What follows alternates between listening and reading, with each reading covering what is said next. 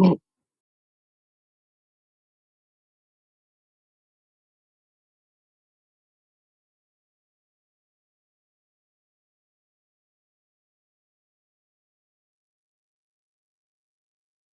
shall we start? ダビラさん, do you have anything you can discuss?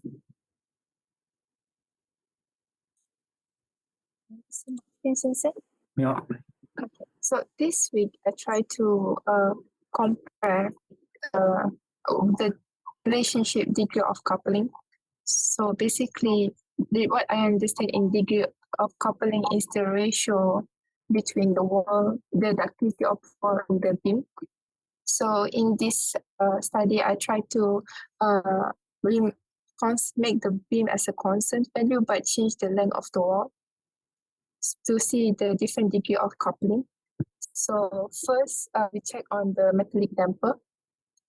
So metallic damper, the blue color is a small length, 2.5 meter, and orange color is 5 meter, same as in our study, and gray color is 7.5 meter length.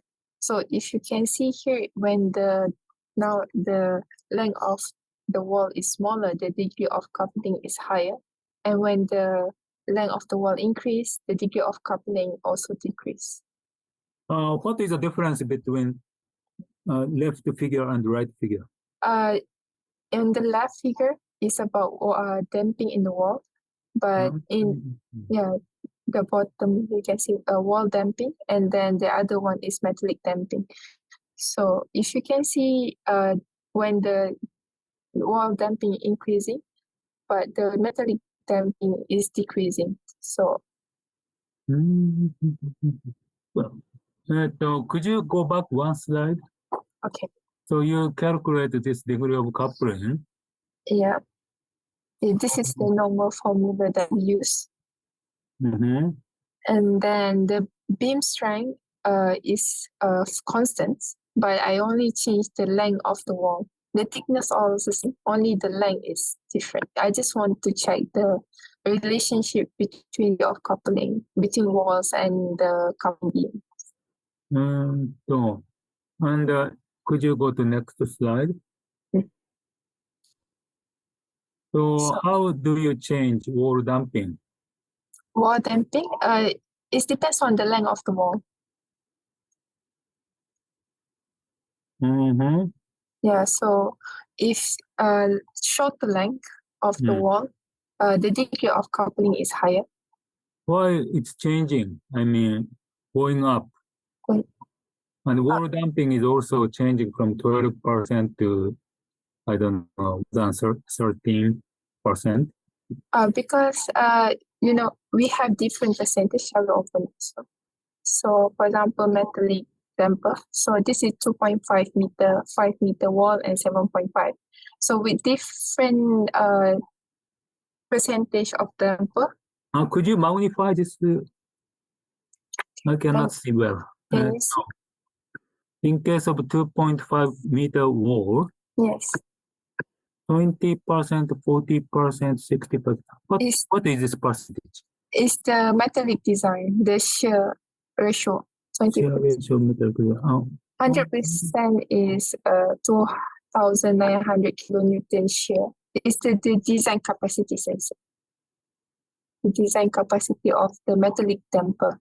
So 1, 2, 3, there are 4 cases. 20%, 40%, 60%, 80%. 100%. So 5 cases. Yes. Could you go back to PowerPoint? Okay. So this blue line, you connect to 5 cases?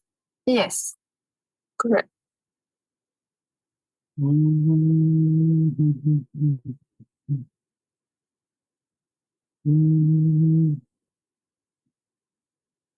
Metallic.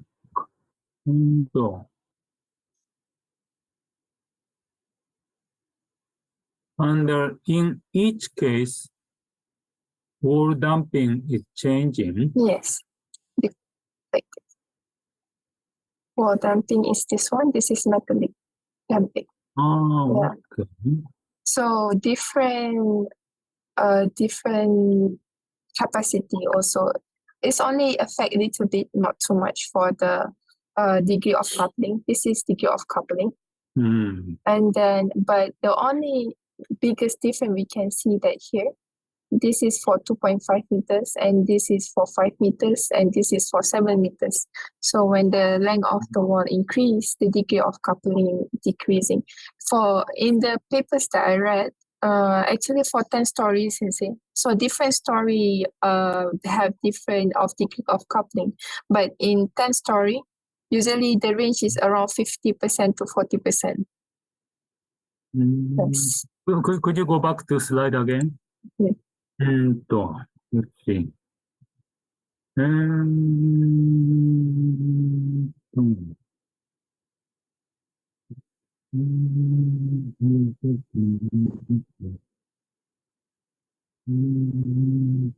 So if degree of coupling is lower, so two walls, how to say, behave independently. Yes, and in the degree of coupling, we want to find the balance between wall and beam. Yeah. So if a wall is very strong, degree of coupling is lower. Yes. Okay, it makes sense. Okay. Okay. And when you increase capacity of metallic damper, degree of coupling also increase because the beam is getting stronger. So it also makes sense to be going up. Is that correct? If Why you want it's going down here? the metallic damping here, is on the right figure. So if we can, so if you can see from this this table, so when the degree, this is the smallest degree, capacity, means this at this point the metallic damper start to yielding, and the degree coupling is low, but the percentage of dissipation is higher compared to others. If you can see, like others is zero, almost zero. Yeah. And so it also depends on the behavior of the damper. So for metallic damper is the best one when it yield is at 20%, so it can dissipate some energy. But for viscoelastic is different. Yeah. In viscoelastic is, I think the optimum is 500%. So different could you magnify this? Sorry. So here. So here for viscoelastic also I tried different length of the wall, and we can see at 50% the energy dissipation is more efficient. Oh, okay. Yeah. See, like it's like almost half with the wall energy dissipation, but more to viscoelastic.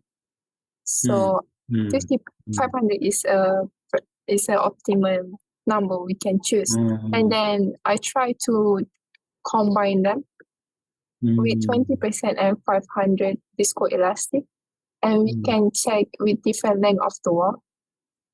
So this is 2.5, and this is 5 meter, and this is 7 meter.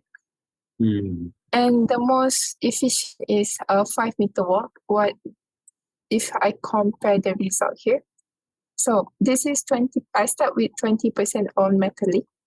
So this is based on displacement-based design. We can see that it's achieved the target design, and it's a little bit over for Kobe. This is for Kobe, and previously is for El Centro. And I also checked for 500 viscoelastic.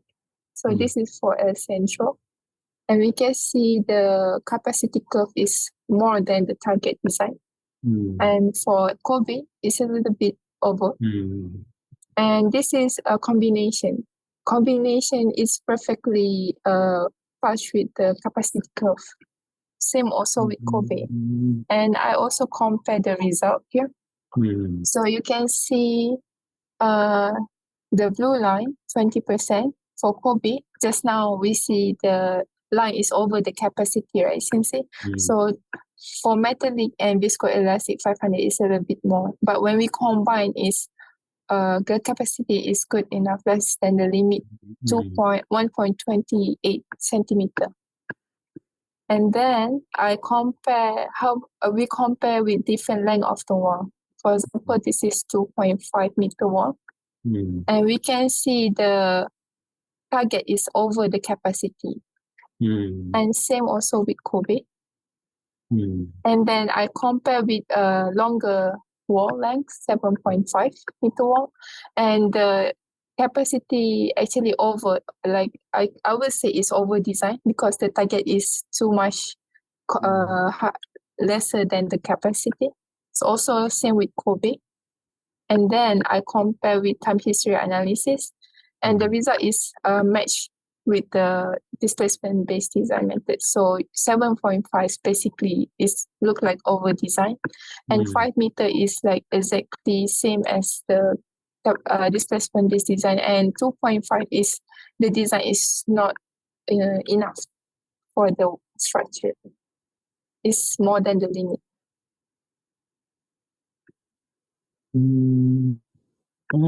Okay, so let's make some story.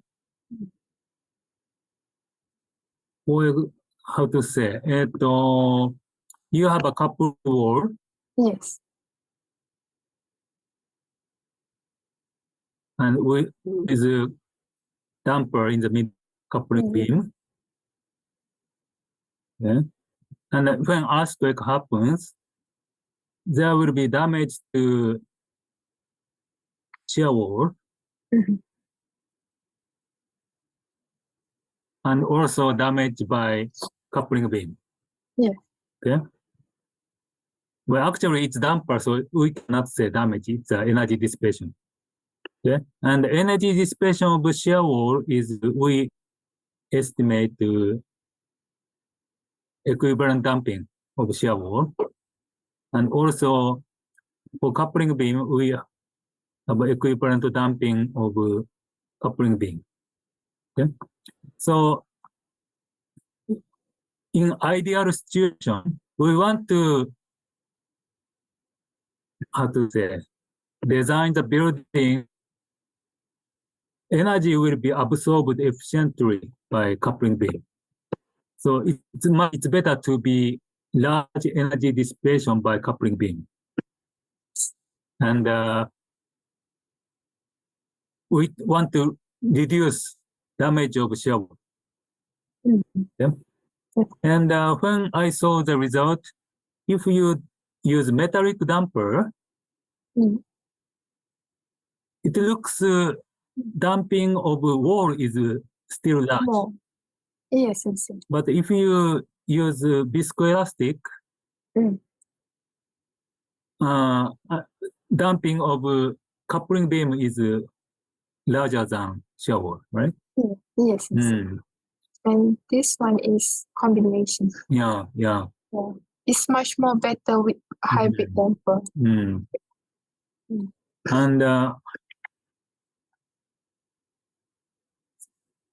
And how to say,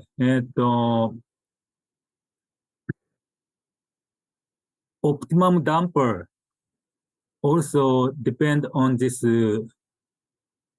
length of shear wall. Yes. And in the last result of your presentation, this is 2.5. This one. Yes. 1.2. And this one is 7.5.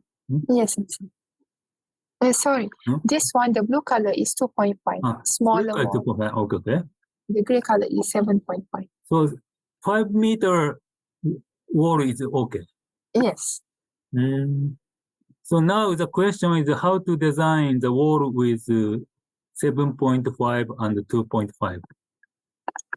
So you must change the amount of viscoelastic damper. You must redesign.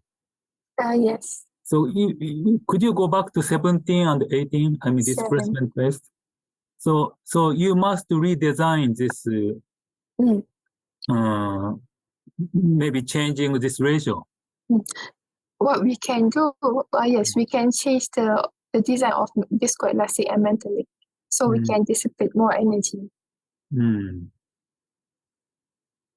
Could you try which percentage is best for 2.5 meter case? Okay, and Or 7. Also 7.5, yeah. Okay, okay. I will try.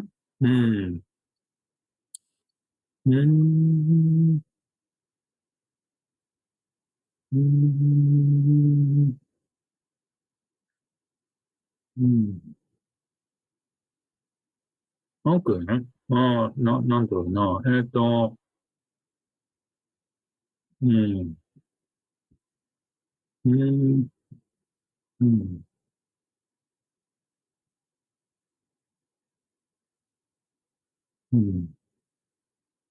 So please also think about the flow chart, starting of your design, and the shear wall size, and the damper.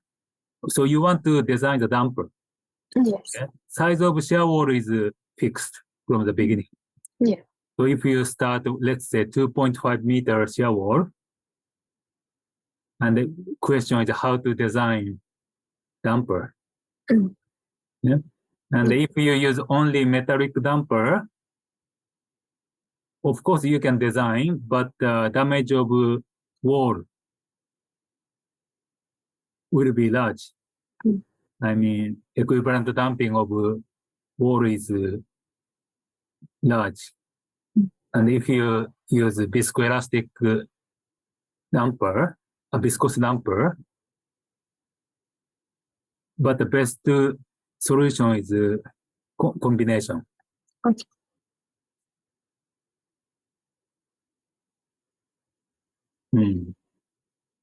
So, how to say?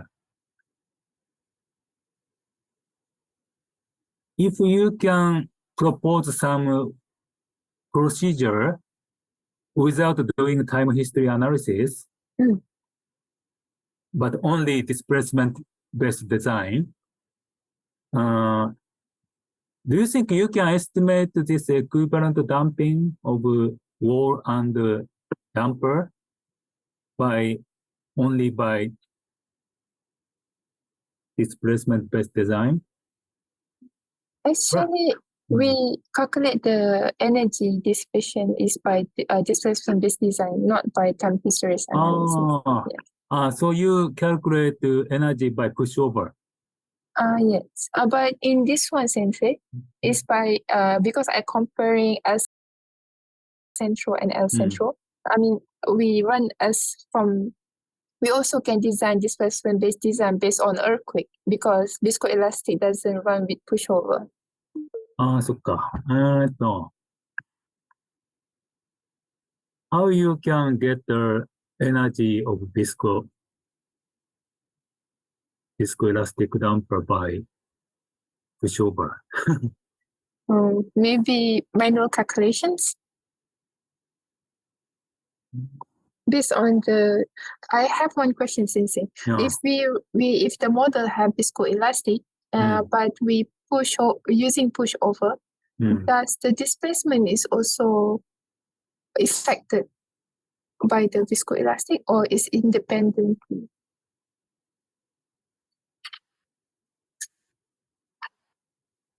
Well, if you do pushover, I mean, viscoelastic doesn't dissipate any energy. Yes. Now, if they doesn't dissipate energy, Sensei, I think they doesn't have displacement. The displacement is 0. I don't think so. Okay. Because viscoelastic damper is combination of spring and dashpot. So this dashpot is 0 yes. in static analysis, but still you have a spring here. Okay. So we can use the data from the spring.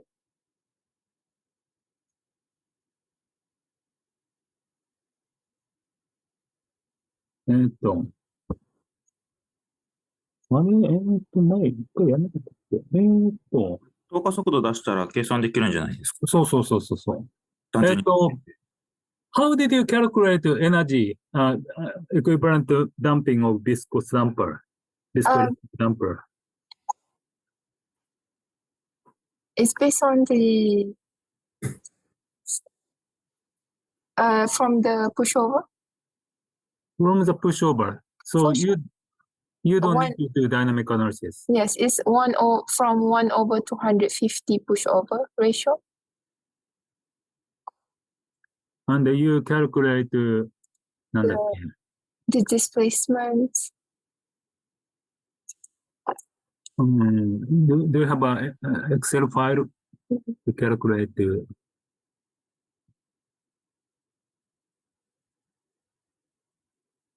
So you use El Centro earthquake only when you compare with A central temperature analysis. yeah. So what is your question? My question is, if you use pushover, we cannot get the displacement from the beam data. No, you can get a capacity curve by pushover, even viscoelastic damper. But this capacity curve doesn't include any damping of viscoelastic. So you should なんていうのかなyeah, I remember I told you before, this is a capacity curve, and and you calculate this slope Yes. square, and this is a deformation D. So from here you can calculate velocity.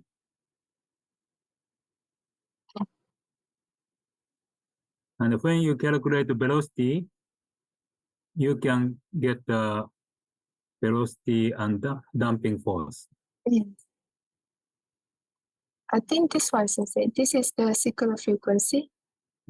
So same as pushover also. This is the same formula that I use for pushover. Yeah. So we find the circular frequency, and then we can use this formula to find the damping. This is for energy, and this is for damping. Yeah. これでいいんだっけYeah. So you can calculate energy equivalent to damping of viscoelastic damper by pushover. Also possible. It's just that my question, like the result from pushover, the displacement, for example, the displacement in the coupling beam, is it affected by because we have viscoelastic in the beam, is it in the pushover, is it the result valid? So you must do some iteration. Okay. You must, yeah, because そっか、待てよ。You have a pushover, and there is a ど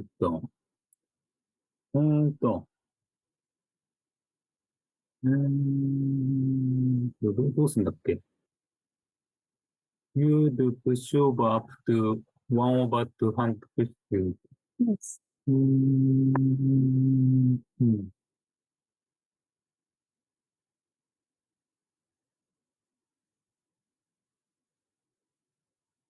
over 250. But there is no damping because it's a static pushover. And you calculate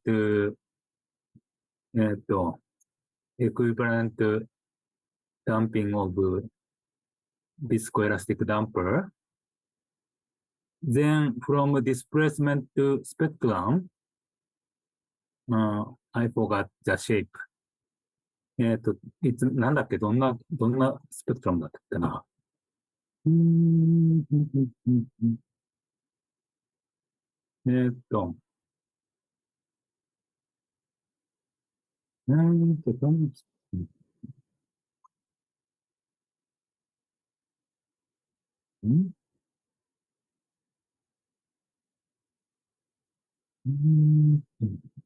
The damping, do you mean the damping sensor? Damping spectrum, displacement spectrum. Yeah, could you show? This one, this one, please. Okay, okay. So this is vertical axis displacement. Yeah, displacement, and the bottom one is the effective period. Effective period. だから、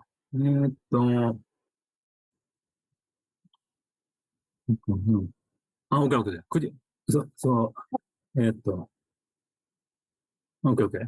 So, this is effective period. Yeah. And this is deformation. Yes. Yeah. So now we start by 1/250. And this is a damping of viscoelastic damper. And you can get the equivalent period. And you can draw, this is omega. Square. Yeah, omega square. And omega is calculated by equivalent period. And this point is not the same as this point. Yeah, so you must repeat, なんていうのかな。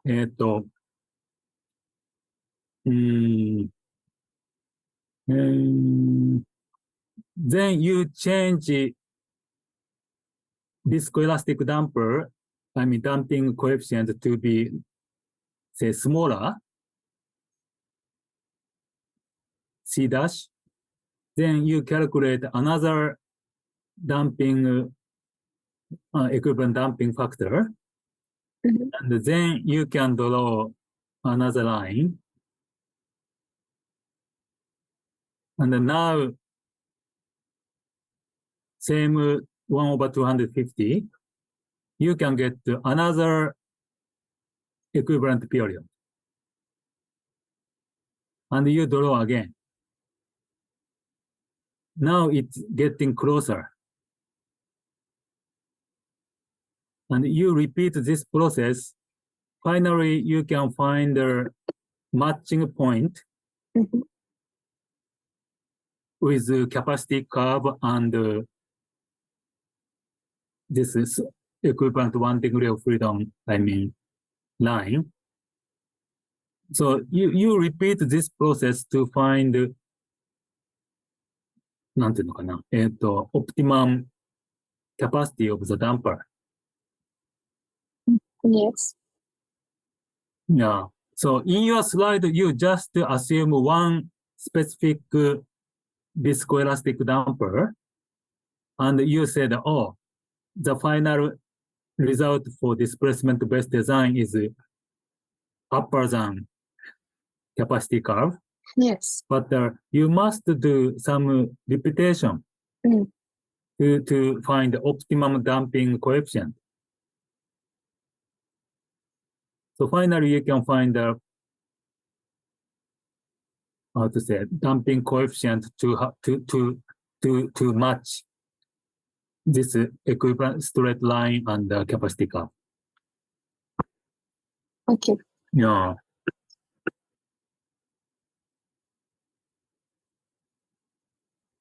Okay, so anyway, 5-meter wall.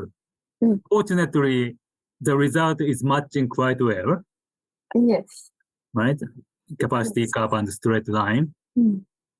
But the 2.5 or 7.5, you must do some repetition to change capacity of damper.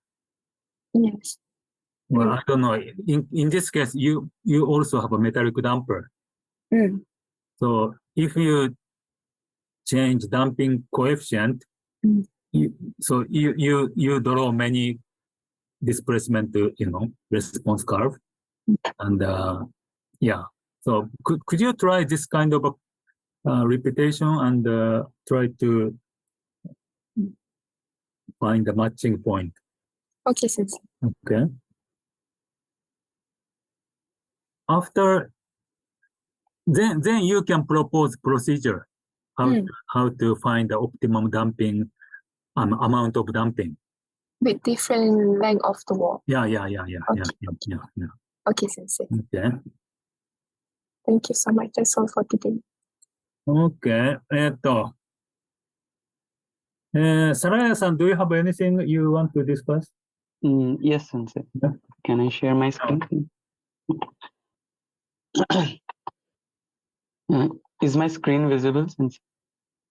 Yes. Okay. Sensei, so as I was working on the method on optimization of the hybrid control system, so previously I had developed the method, however, the results were taking time. So right now I have kind of finalized the all the results, and I have also written most of the paper. So I have in this presentation I have like compiled all the figures used in the paper, and I can explain through that. So initially we are considering a multi-degree of freedom structure with two TMDs, one attached to the top floor and one to the ground floor. The ground floor TMD is tuned to the second stiffness of the isolator because it is more dominant during earthquakes. Yeah. And the top floor stiffness is tuned to the first stiffness for the wind excitation. So now first we are like idealizing this multi-degree of freedom structure into a single degree of freedom structure with two TMDs attached to the single degree of freedom structure.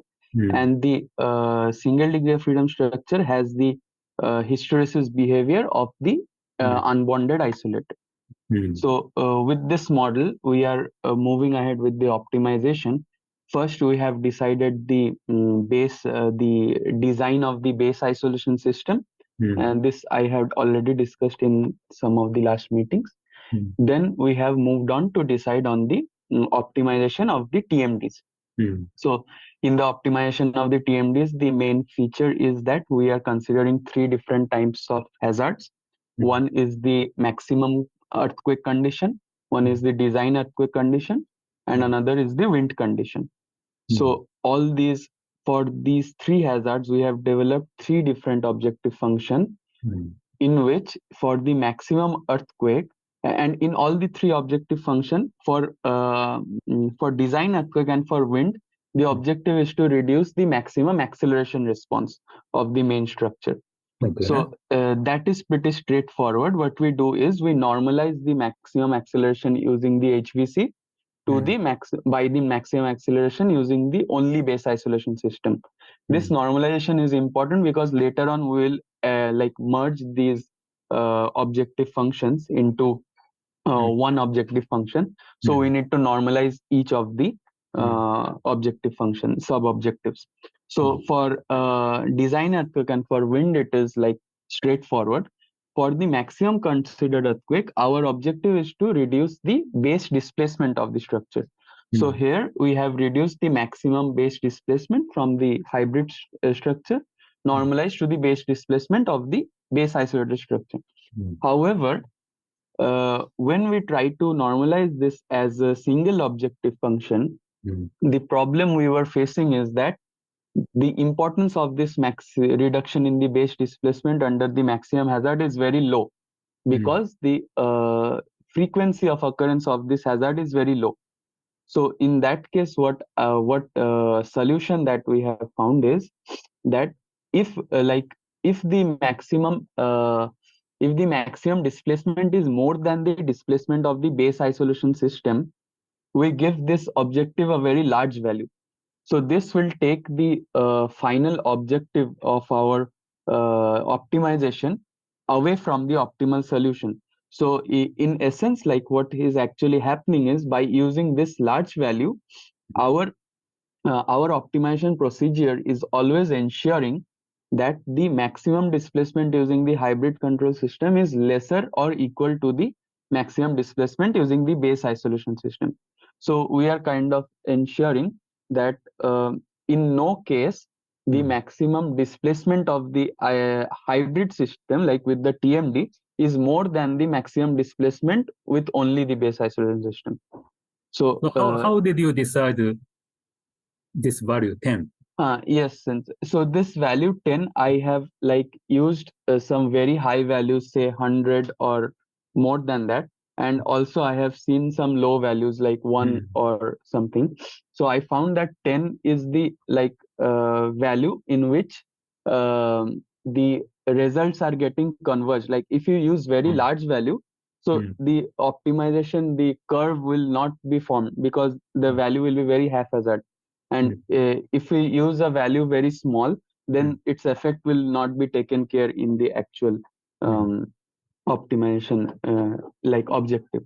So this I have like explained in the writing part also in the paper. And so next we like develop a risk informed objective. Why risk informed? Because we consider the frequency of these hazards to weight this objective function. So basically the weighting factors are the frequency of occurrence of these three different hazards. And then we add them up and we optimize it using the Bayesian optimization method, which is pretty well established. So our objective here is to like design the optimization problem, but not like see the details of the optimization framework. So using this method, now I have now using this optimization procedure itself, I have developed two different optimum design. One is just by following this procedure and getting the optimum deterministic optimum parameters for say 20 maximum considered earthquake, 20 design earthquakes, and 10 wind excitations. So taking all of those, what is this objective function, minimizing objective function, I get some parameters. But also I developed some probabilistic optimum design. So in the probabilistic optimum design, what we did is we considered some uncertainty in the structural parameters. So how did we consider that? We considered some uncertainty in the mass ratio of the TMD to represent the uncertainty in the mass of the primary structure. And we considered some uncertainty in the tuning ratios of the TMD. So we have considered the tuning ratios to be 1 and 1, tuned to K2 and tuned to K1. But what if the tuning ratio is not 1, it is slightly detuned? So that comes in from the uncertainties in the stiffness of the isolator itself. So those uncertain parameters, what I have done, I have considered from the Bridgestone catalog, like what is the maximum variation that is possible. So say I have considered a 40% maximum variation. So corresponding to that, if we assume the 3 sigma rule in a normal distribution, so 97%, 99.7% of the values will remain within the 3 sigma if we take that variation. So that is how I found what is the sigma value, and I modeled it as a normal distribution. So I randomly took some samples from those normal distribution, and like I took 10 samples of 10 different samples of mass ratio and the 2 tuning ratios. So with that, I have 10 different scenarios of the hybrid control system. Then what I do is I find the objective function for each scenario and I take the mean of the objective. So I actually reduce the mean of the objective function to get some probabilistic optimum design. So these were the two different designs which are based on the same procedure, but one is deterministic, one is probabilistic. So when we find the results of the optimization, I have found the results for total mass ratio of 5%, 7.5%, 10%, 12.5%, 15%. This total mass ratio of TMD is actually the like combined mass ratio of both the TMDs, TMD1 and TMD2. So now in the optimization, I found what is the mass ratio of TMD1, and then I subtract the mass ratio of TMD2. I get the mass ratio of TMD2 by subtracting it from the total mass ratio. So So in the optimization, after getting the optimum results, so these green curves show the values of the deterministic optimum design, and the blue curves show the probabilistic. So what we see is for say around 10% total mass ratio, the probabilistic and deterministic design are pretty close to each other, and those values are very less. For 10%, it is around 25%. Okay, so this is for TMD1. The left side is for TMD1, and the right side is for TMD2. So TMD1 means the TMD that is tuned to the earthquake, and TMD2 is the TMD that is tuned to the wind. So what we see is, like, for lesser mass ratios around 10%, the TMD that is tuned to the earthquake, that mass is very less. For 5%, 7%, it is around negligible, and for 10%, it is around 25%. Okay, and this is true for both deterministic and probabilistic. So what, like, we can infer from this, and when the the total mass ratio increases, say around 12.5%, 15%, the deterministic design again gave lesser values, less than 50% of the mass ratio tuned to the earthquake. But the probabilistic case gave us more values, say for say 85%, around 85% of the mass ratio tuned to the earthquake. Now this difference is happening because the TMD that is situated in the ground floor, that is actually adding the mass to the base mass of the structure. So now for such a sometimes if it is not, the earthquake is not very suitable for the TMD to work properly, it is actually increasing the base displacement. So that is the reason. Now this increase in the base displacement is not so visible in the deterministic case, because in deterministic case everything is certain, like we have designed it for that particular case. But in the probabilistic case, when there is some uncertainty, there is some detuning, this TMD is actually not working, and this TMD is affecting an increase in the base displacement. So to avoid that, more and more TMD is required in the more and more mass is required in TMD1, so that it works properly and reduces the base displacement. So this is how, like, a very interesting observation on, like, there is a big gap in the mass ratio of the TMD for both the designs, deterministic and probabilistic. And this is for the mass ratio. For the damping ratio, what I observed is, irrespective of, like, for TMD1 or TMD2, the damping ratios under the deterministic case is lower than the damping ratio for the probabilistic case. And this is, like, consistent with all the literature that we know, that damping ratio actually improves the robustness of the device. So maybe damping ratio reduces the maximum performance under very ideal situation, but increase in damping ratio increases the robustness. So that is also conveyed using this optimization results. So now next part is, like, I have checked what is the robustness of the performance. Now the whole idea of getting the probabilistic optimum design was to see the robustness, whether our structure, whether our device is working in different uncertain situations. So again, we consider 10 different samples here with different total mass ratios, different tuning ratios.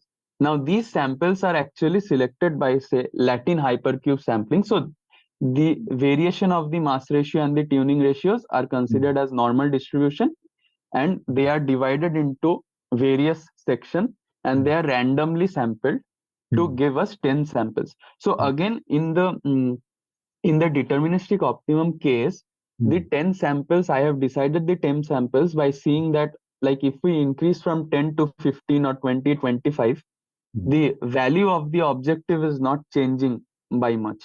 And also it is very expensive. Like, even for 10 samples, it requires around half a day, 1 day to get the results. So that is how I found the convergence, that okay, with 10 samples we can get good results.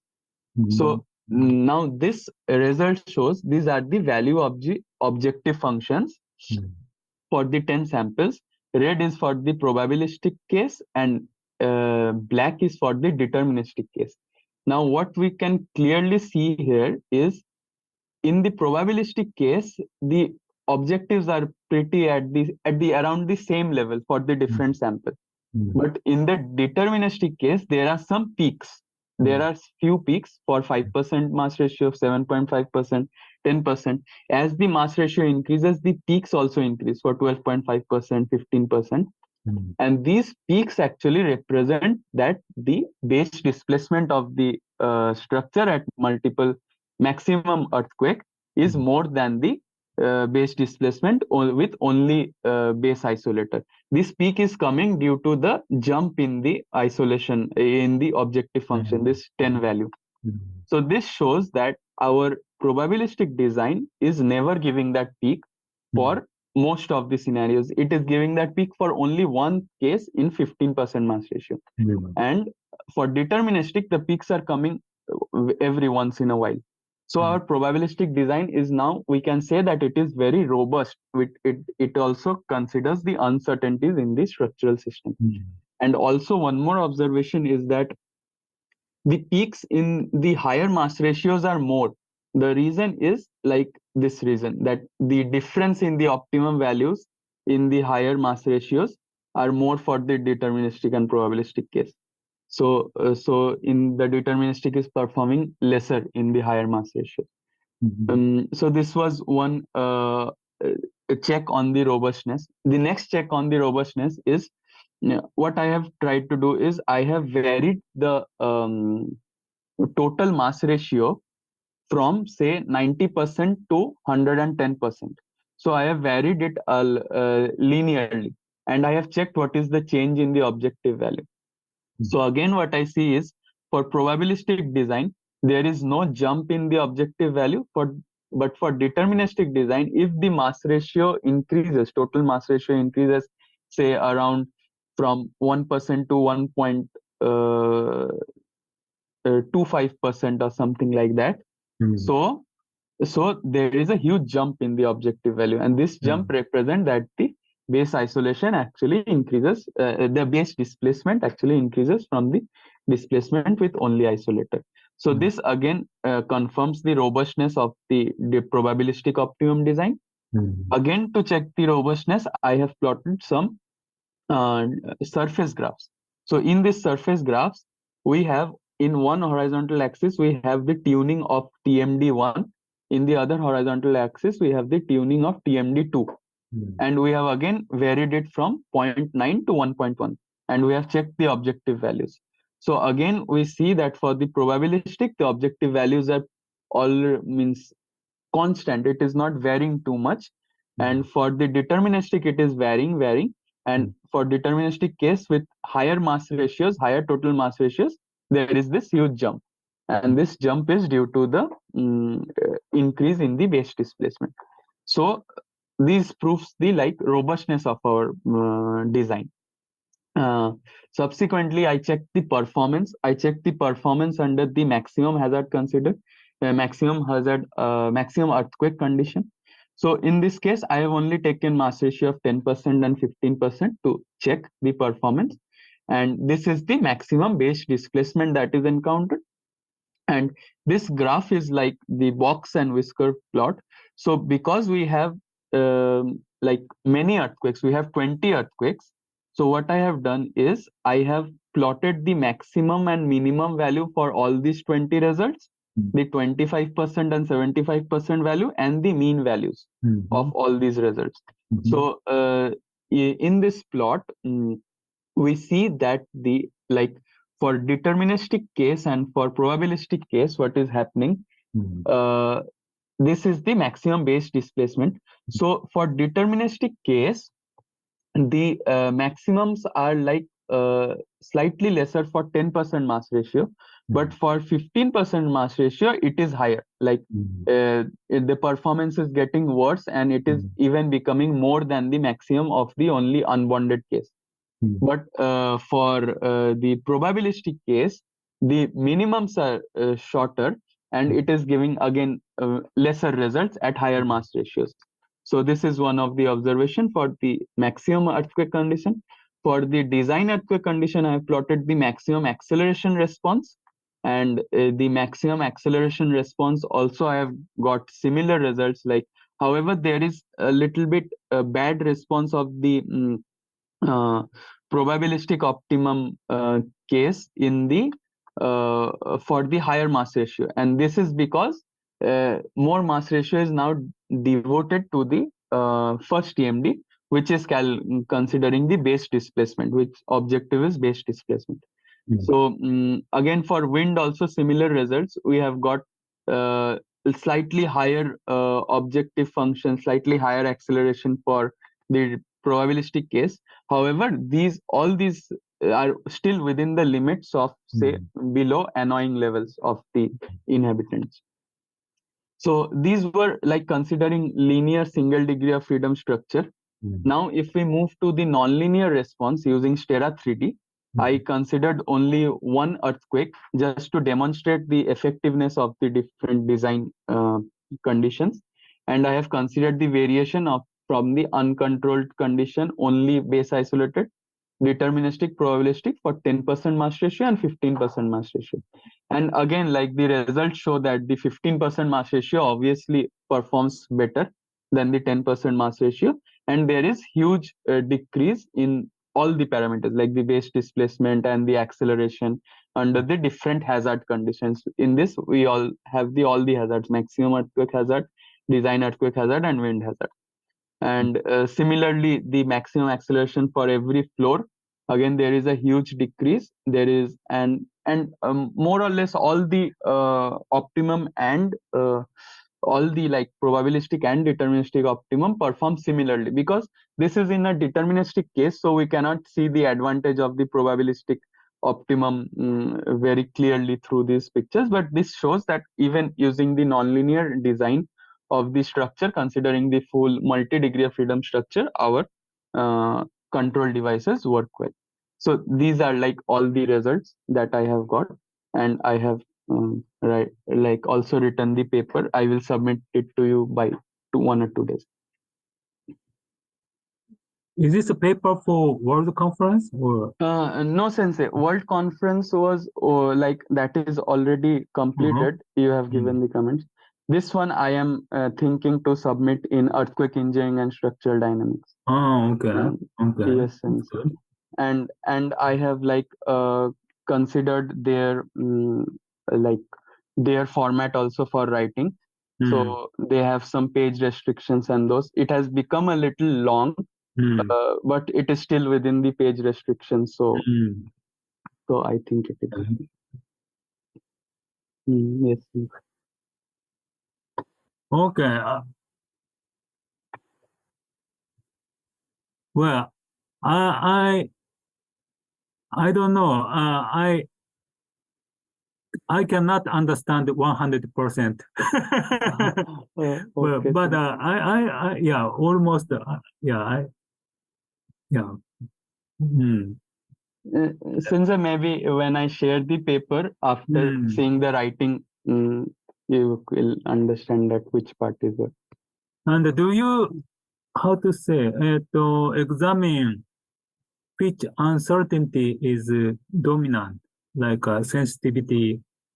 Oh, no, since for sensitivity, I only see these two curves for the mass ratio and the tuning ratios. But here also, my objective was not to check like which uncertainty is dominating, but like which design is giving more robust solution. But it is not like the uncertainty sensitivity is not considered in this work. Okay. Okay. Good. So I'm expecting, I mean, good paper. Yes, and I'm also hoping for that. Okay, good. Okay. OK。真島くんさ、はい。あれ、今日3時からだっけ？はい。その前に、振動大実験の模型の話を、はい。ちょっとしたいんだけど、はい、僕も今、それをちょっと相談したかったんですけああ、そう。じゃあ、真島君なんか、ど。はい、見せるものはないんですけど、積層ゴムの変形がちょっと確認したくて、あれ、10センチ動くって書いてあったんですけど、10センチ動くっていうのは、ただ水平に10センチ動くのか、若干下がりますか？まあね、少し下がるかな。先生の絵だと、品紙の柱がついてたじゃないですか。あれが10センチ横に並行すると、柱の長さ自体は変わらないので、高さが若干下がらないと多分、追従できないですよね。そうそうそうそう。だから、ある意味、ヒンジのついた柱がストッパー的に、はい。うん、ある程度変形すると、今度はその柱にテンションがかかって、まあ、ストッパー的になるのかなって思うんだけど、ちょっと俺の画面共有するか。はい。サイズ感をちょっと確認したいと思っていて、これ大林の実験で、これってアイソレーターのサイズって、2メーター50で6層だから、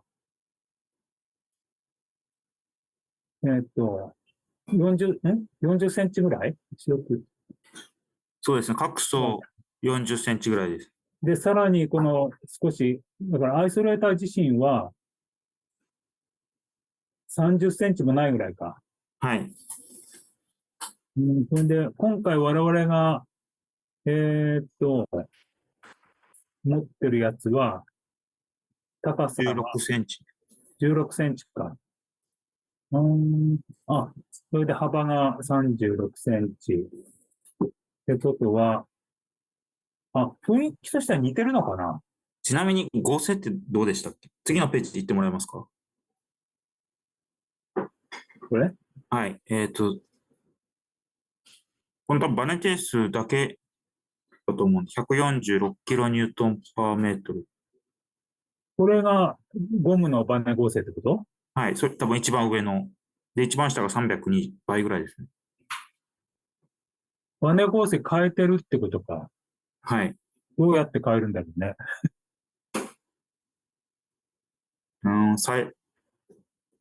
中鉛が入ってるんですよね。ただのゴムじゃないのこれ。いや、わかんないです。そこまでは。でも、ここ見るとさ、積層ゴムの個数を軽減してるって書いてるんですね。だから、積層ゴム、それは第1層、第1層、第2層に設置する積層ゴムの個数を低減してる。それはですね、表の1の3で、半分になってるじゃないですか。1層目が327だったものが165に。327が165、提案か。多分同じ積層ゴムが一緒に2つ置いてあって、それを、いや、これだけで見るとちょっとわかんないですけども、個数を減らす。ムービーなんだけど、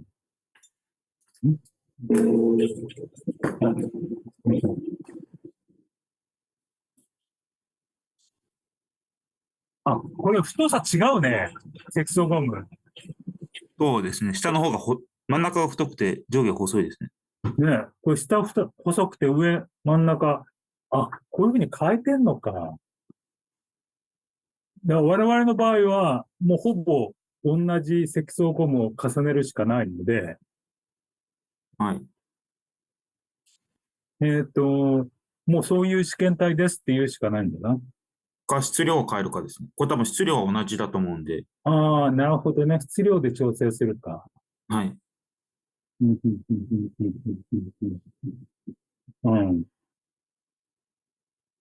So, maybe ザフィラさん。はい。ザフィラさん。Yes. This is a shaking table test. はい。And they propose something like a coupling wall with damper in the middle. But the bottom of the wall is not fixed. It is pin supported. Yes.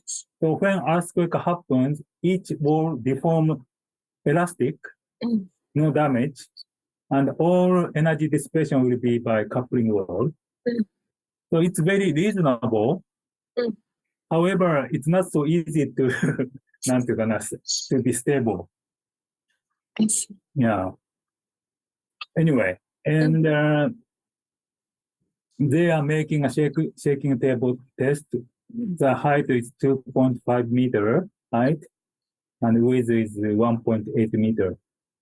So, Majima-kun and we are discussing to do this kind of shaking table, but not for coupling beam. We put the wire and the pulley damper. And we already have a rubber bearing. I don't know how many years ago. 何年前かな? Maybe 7 7 years ago. 7 or 8 years ago. Ah. We used this, なんていうのかな, rubber bearing. And so we can do same test, similar test, using rubber bearing in the middle. And so my idea is to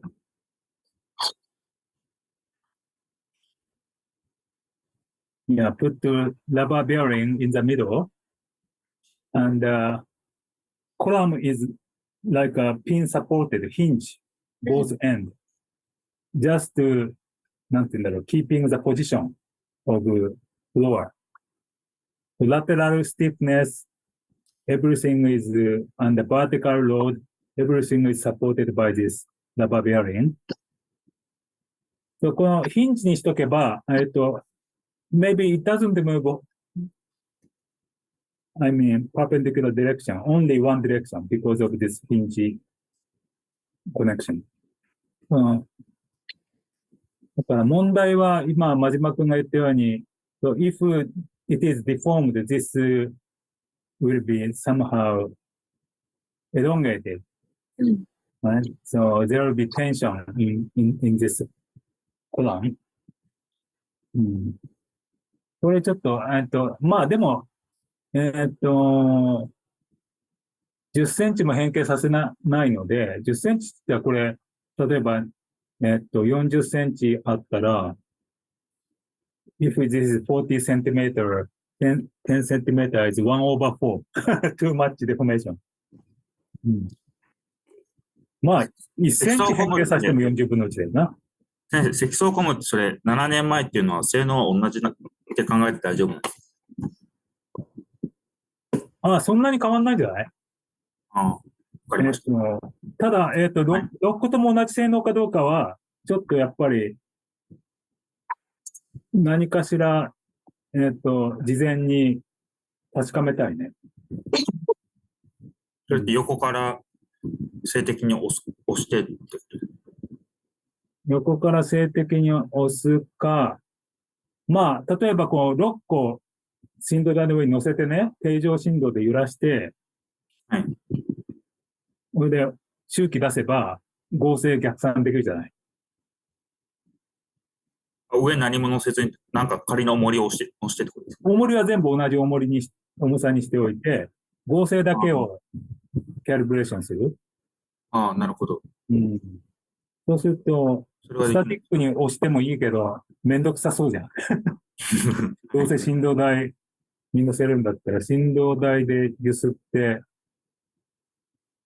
色をピタって停止させるとさ、自由振動が出てくるからさ、6個いっぺんに加速度計置いて、自由振動させて周期出すか。わかんない。あるいはもう試験体組んじゃって、各層の相関変形と先断力をさえ分かれば、合成逆算できるよね。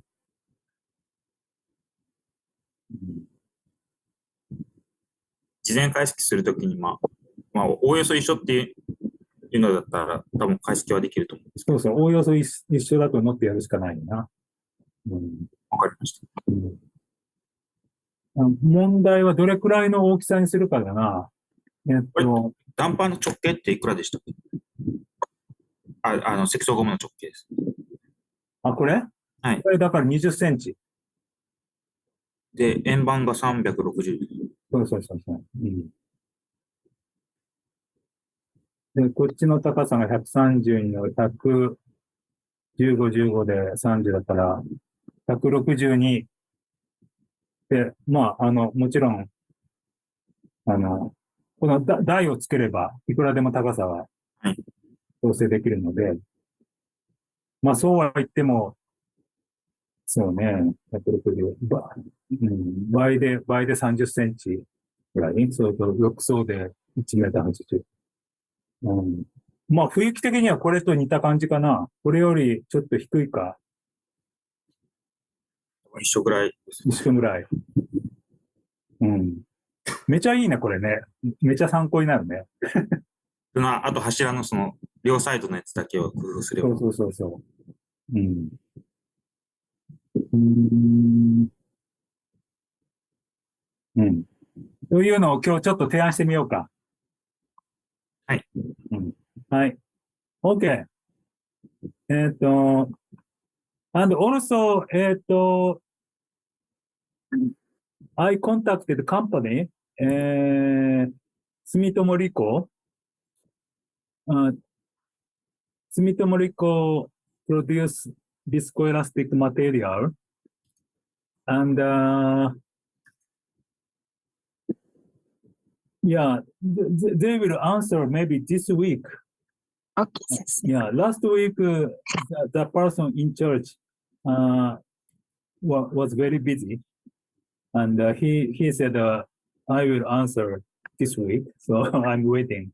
Okay, sensei. So I'm thinking to visit factory of Okay. Sumitomo. It is located in Komaki City in Aichi Prefecture, so not so far from here. Okay. So we can go there. And, if possible, I want to do some simple test. Yeah, simple shaking table test. Okay, sensei. Yeah, and while you are still in TUT. Okay, sensei. 先生。あはいさっきの柱なんですけど、うん。あれピン式じゃなくて、なんか椅子とかについてるキャスターあるじゃないですか。ああいう感じのやつを、なんか、やれば同じよう、リニアガイドみたいにならないですか。さっきの体勢みたいな感じで。ああ、まあね。うん、それも手だね。その方がどうですかね。うん。それも手だな。結局曲げにならないように制御するってことですよね。あれって。先端方向だけに動くように入れてるってことですよね。そうそうそうそう。うん。だからキャスターだと直行方向に動いちゃわない？キャスターの向きが。Z 軸ってことですか？それとも変身すると？変身したり回転したりっていうのが、ちゃんと抑えられるかなと思って。動かし車を一つじゃなくて、手前側と奥側、うん。つけておけば、まあ、そうならないだろうと思う。まあ、この大林の震度台実験だってあれか？この直行方向の揺れを特に抑える装置はないよね。そうですね。ああ、でもあれが、はい、横押さえてるんで。下がさ、なんか溝の上をさ、動いてない？違うか。多分リニアガイドに沿って動いあ、そうだね。てると思う。リニアガイドに沿って動いてるのね。はい。根元ね。滑らしてるっていうか、真っ平らな上を動いてるわけじゃないんだ。多分何かしらガイドがあると思う。うん。だから、キャスターもそんな風にできれば、キャスターにするって手もあるね。うん。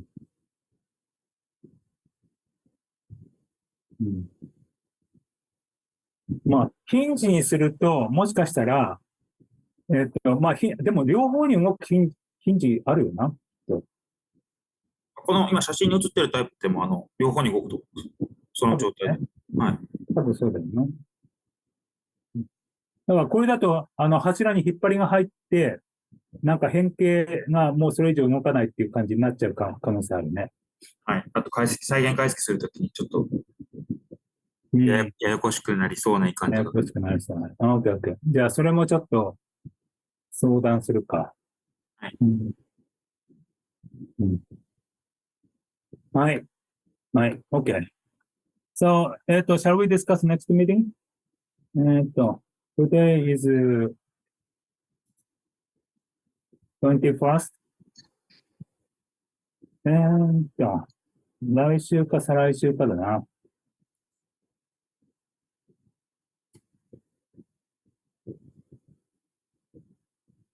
今